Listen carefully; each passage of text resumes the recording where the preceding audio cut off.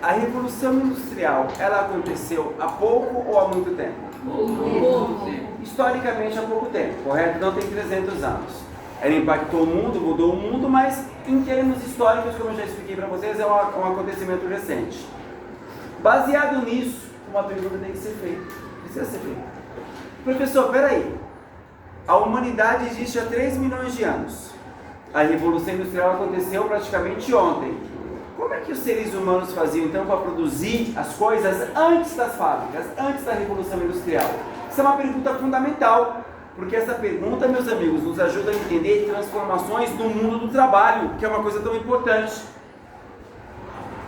Vocês devem se lembrar daquela famosa linha do tempo. Lembram disso? Olhando para aquela linha do tempo, o que fica muito claro? O ser humano, ele já produziu, antes da Revolução Industrial, de 2 formas diferentes. No passado, houveram 2 formas de produção que dominaram o mundo. Essas formas ainda existem, mas elas não dominam mais. Não dominam por quê? Porque o que domina hoje é a produção das fábricas. Tudo bem até aqui? Qual é a mais antiga forma de produção? É uma forma que foi usada desde a pré-história, maneira preconceituosa de falar. Sabem que pré-história hoje tem sido chamada de fase pré-escrita, mas os livros não vão mudar isso. Desde aquela época, passando pela Idade Média e quase toda a moderna, houve um único jeito de produção, o mais antigo de todos, o famoso artesanato. O que foi o artesanato? É quando as pessoas produziam as coisas usando o quê? As mãos e algumas ferramentas. Por exemplo, a primeira ferramenta usada pela espécie humana foram as pedras. Não à toa se chama de paleolítico, pedra lascada, o primeiro período da fase pré-escrita. Deu para entender o que eu estou falando? Alguma dúvida? Então, qual é a forma de produção usada durante mais tempo pela humanidade? O artesanato. Quem fazia esse trabalho? Artesanato, artesão. Concordam comigo? Sim. Como era o trabalho do artesão? Meus amigos, o artesão ele tinha algumas vantagens. Primeira vantagem, o artesão ele era dono do local do trabalho. Na verdade, meus amigos, não havia uma diferença entre local do trabalho e local da casa. Era tudo a mesma. Por exemplo, hoje eu não saio de casa para trabalhar? A maioria dos pais de vocês também não saem de casa para trabalhar? Então, o local do trabalho não é o local da casa, correto? No tempo do artesanato, não havia praticamente essa divisão. O local do trabalho era o local da casa. Deu para entender? Isso trazia vantagens. Que tipo de vantagem? Primeiro, o trabalhador ele era dono do local do trabalho. Ele era dono do tempo do trabalho. Ele trabalhava a hora que ele achava mais conveniente. Então, o trabalhador, o artesão, ele trabalhava ali na hora que ele achava melhor. Por exemplo, um sol do caramba, calor pra caramba. O cara podia falar assim, mano, hoje tá muito quente. Eu vou trabalhar só no final da tarde e no início da noite. A temperatura tá mais baixa. Ele podia fazer isso. Ele era um artesão, ele era dono do local e do tempo do trabalho. Ele também era dono das ferramentas. Ele também era dono da matéria-prima. Mas um dado importante, empresta seu lápis para mim, Giovana, por gentileza. Vem até aqui, Giovana. Muito obrigado, minha princesa. Eu vou usar esse lápis como exemplo. Supondo que o artesão fosse um artesão de lápis, ele faz, portanto, lápis. O antigo artesão, ele dominava todo o processo produtivo. Como assim, professor? Ele sabia fazer o lápis do começo, meio e fim. Por exemplo, ia até a floresta. Pegava madeira. Em casa, ele lavava a madeira e cortava a madeira. Ele dava a forma do lápis. Ele colocava o grafite, ele dava o acabamento. O artesão fazia começo, meio e fim. Ele sabia fazer o lápis inteiro. Deu para entender isso? Gente, o artesanato ele foi usado durante milhares de anos. Desde a fase pré-escrita, passando ali pela antiguidade, pela Idade Média. Ele existe até hoje. Tem gente que trabalha ainda artesanalmente até hoje. Por exemplo, possivelmente o cara que fez isso aqui para mim, ele era um artesão. Entretanto, meus amigos, lá por volta do ano de 1100 da Idade Média, começa algo que vocês já estudaram comigo, o renascimento urbano. As cidades começam a crescer, a burguesia nasce. Meus amigos, nessa época, a população da Europa começou a aumentar. As famílias começam a ter mais filhos. As pessoas morrem menos de doenças. As crianças vivem mais. As famílias aumentam, a população aumenta. Isso vai trazer um problema. Sabe qual é o problema? O artesanato ele é bonitinho, mas ele é um método de produção rápido? Ele é lento, não é? Vou desafiar a inteligência de vocês. Se eu tenho um modo de produção que ele é lento, mas a população começa a crescer demais, rápido, qual que é o problema? Fale. Fale para a sala entender. Não vai ter para todo mundo. Sim. Gente, se a produção ela é lenta e a população começa a aumentar, começa a faltar mercadoria para as pessoas. Imagina você, seu tênis fura, Isaac, e você vai no artesão e fala, moço, faz outro tênis para mim. Põe seu nome na fila, daqui a 2 anos vai estar pronto. Tem 300 pessoas na sua frente. Porque a produção é lenta e as necessidades estão crescendo. Concordam comigo? Como resolver um problema desse, gente? O que fazer? O que fazer para resolver esse problema? Primeira solução, a dos doidos. Mata a metade da população, volta a ser como era antes. Mata a metade, a coisa vai voltar a ser como era antes, correto? Mas o que eu estou falando é uma coisa cabível? É uma coisa racional? Ninguém vai matar a metade da população para se encaixar no artesanato, correto? Só tem um outro jeito. Tem que inventar um jeito de produzir mais o quê? Mais rápido, filho.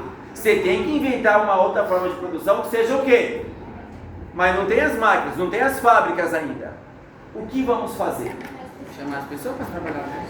Eles vão criar uma segunda forma de produção chamada manufatura. O que seria a manufatura? Grandes oficinas. Muita gente, que nem vocês falaram agora, muita gente trabalhando junta. Só que aqui já tem uma diferença. Vai nascer uma figura que todo mundo aqui conhece.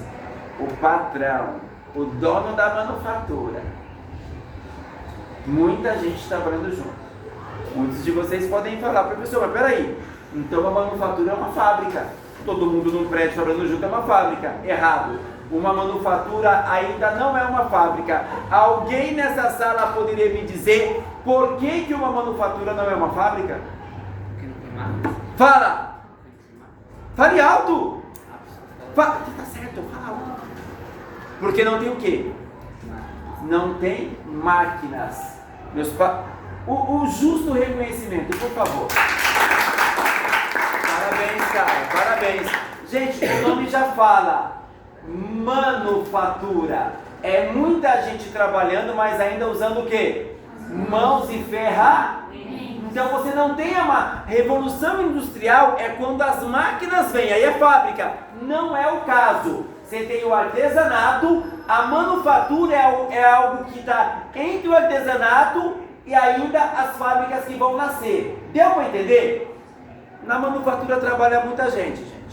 Só que percebam que aí o trabalhador ele começa a perder algumas coisas. Ele vai perder liberdade. Vocês lembram que o antigo artesão ele trabalhava na própria casa? Agora ele vai ter que sair de casa para trabalhar. Você lembra que o antigo artesão ele era o dono do local e do tempo, trabalhava a hora que ele queria? Agora ele é o empregado. Ele tem hora para entrar e hora... Ele vai receber um salário agora. Ele já não trabalha por conta própria. A ferramenta não é dele, é do patrão. A matéria-prima não é dele, é do patrão. Ele virou um empregado. Deu para entender? Mas qual foi a maior inovação da manufatura? Algo que existe até hoje. Uma nova forma de produção, uma nova organização da produção. Tem o nome isso. A famosa... O que seria a divisão do trabalho? Lembrem do lápis. O antigo artesão não sabia fazer o lápis inteiro. Na manufatura não é mais assim. Cada trabalhador ou cada grupo de trabalhador faz apenas uma fase da produção. Por exemplo, eu vou ter uma pessoa ou algumas pessoas que fazem apenas uma coisa, ir no mato pegar madeira, o dia inteiro, e só faz isso, vai no mato pegar madeira. Eu vou ter uma pessoa ou um grupo de pessoas que só faz o quê? Só corta madeira. Eu vou ter uma pessoa ou um grupo de pessoas que só coloca o grafite. E eu vou ter o último grupo que só faz o quê? O acabar. Ou seja, um trabalhador, ele não sabe fazer o lápis inteiro, ele só sabe fazer uma parte. Deu para entender o que eu estou falando? É como se o trabalhador, gente, ele perdesse o poder em cima de todo o produto. Ele já não sabe fazer o produto inteiro. Ele fica meio alienado. Ele não sabe fazer todo. Deu para entender o que eu estou falando? Uma pergunta aqui para vocês, para desafiar a inteligência. A divisão do trabalho, essa nova organização para a produção, é uma frescura ou tem um objetivo? Objetivo. Qual seria? Exatamente, você vai produzir muito mais o que, gente? Mais rápido, você vai produzir mais. Deu para entender o que eu estou falando? Pergunta. As fábricas dominam o mundo, mas a divisão do trabalho ainda existe no mundo? Gente, está em tudo que é lugar. Se você pegar mesmo uma fábrica, revolução industrial, o cara que põe o vidro no carro é o cara que põe o pneu? Não. Trabalhos diferentes, correto? Pega em qualquer escritório, contas a pagar, recepção, faturamento, recursos humanos, almoxerifado. Cada um faz um trampo diferente. Divisão do trabalho. Pega o mercado aqui, o Barbosa. Caixa, repositor, limpeza, segurança, gerência, recursos humanos. O que está rolando aí? A divisão? Aqui na escola, gente. O que é o horário de vocês? Supondo que a escola seja uma fábrica. Qual que é a minha parte da produção? Edivar. Depois vai vir outra geografia. Depois o outro português. Olha a divisão do trabalho. E vocês querem que eu conte um pouco da história da escola pública para vocês? Olha como a Revolução Industrial é importante. Vocês sabiam que só existe escola pública por causa da Revolução Industrial? O que acontece? No passado, meus amigos, lá no tempo em que você não tinha fábricas, as pessoas trabalhavam muito no campo. Então não era necessário, naquele período, um grau de instrução mais elevado. As pessoas não precisavam nem aprender a ler e nem escrever. Tudo bem até aqui? Quando surgiram as fábricas, o que acontece? Nas fábricas você tem toda uma organização, placas, botões com ordens. O que os patrões perceberam? Que agora o trabalhador tinha que ter o mínimo de quê? De instrução. Para você poder operar uma máquina, você tem que saber os comandos, tem que saber ler um pouquinho, E aí o que os patrões, a burguesia percebeu? Precisamos criar escola para os trabalhadores, escolas para a população. E aí eles vão inventar escolas públicas, e a escola pública vai ser exatamente como uma fábrica. Como assim? Olhem o desenho da escola. Um atrás do outro, como uma linha de produto. Quando acaba a aula, bate o quê? Igualzinho a uma fábrica. Igualzinho. Só que qual é a grande crítica que a gente faz a esse modelo de escola? Uma fábrica que produz lápis, ela produz os lápis diferentes ou os lápis têm que ser igual? Diferente. Sabe qual é o problema de vocês, dessa escola? Que vocês não são iguais. Esse é o problema.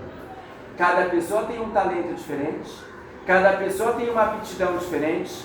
Por que todo mundo senta desse jeito? Por que a prova que eu faço é igual para todo mundo? O certo seria uma prova diferente para cada um de vocês são diferentes. Mas é possível fazer isso? Não tem como fazer diferente. Por enquanto não tem.